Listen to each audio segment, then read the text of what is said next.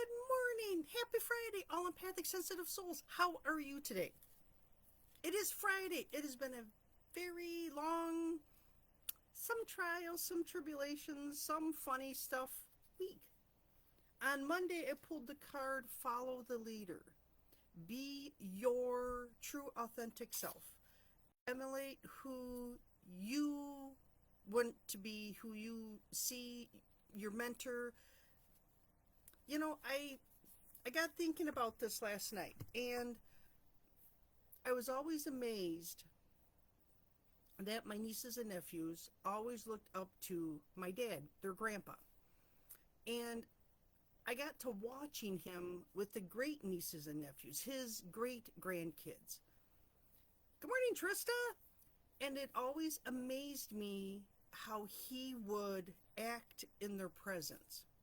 Now, with me, his own kid, it was different because I was his kid. But with the great nieces and nephews, and even the nieces and nephews, or his grandkids and his great grandkids, he was always the fountain of all knowledge, and they knew they could count on him. He was always there, available. He always had a ready answer. He knew everything. He knew everybody, and how he carried himself and how he talked and how his actions. I could see the little ones watching him.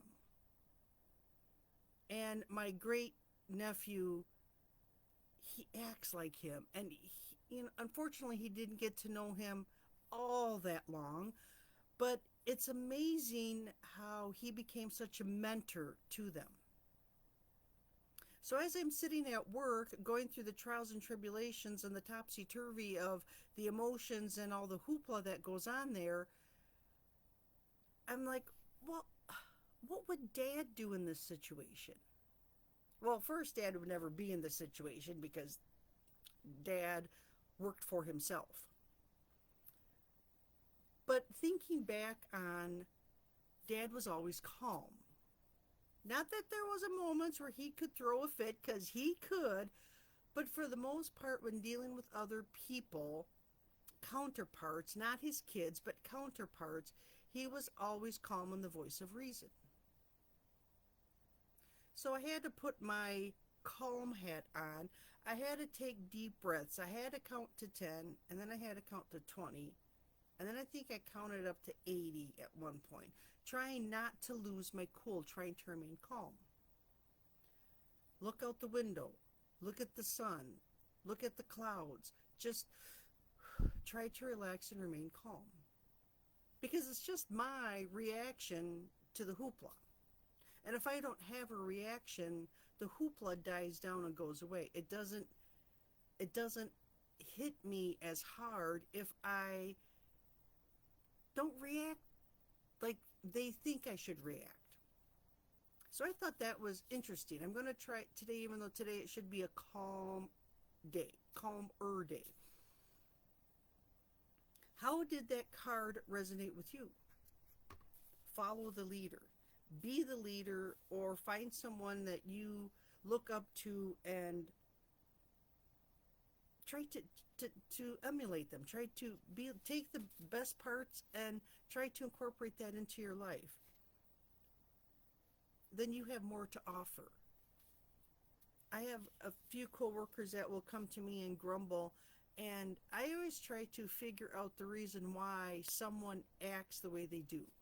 Whether it is a trauma, it's a trauma response, it's a lot of people don't have control or think they don't have control, and especially at work where you have to talk to someone else, or you know what I mean? You have to give your information, give your time, your energy to something greater, to the business, to your boss, to your lead, whatever. And you don't feel like you have control. So then you start to try to control everything that goes on around you. How you put things on your desk, how people walk in your office, how you stack your paperwork. And then it becomes OCD. because you're trying to control. And then if you have a health crisis tossed in, then you really try to control because you feel you have no control over your own life, your own body. So coming from that perspective on how people act and react at work, it's like, oh yeah, that kind of makes sense. That's why she does what she does. Not that it makes it right, it's just that I can understand it now. So we hold a lot of discussions about stuff like that at work. So be the teacher or be teachable.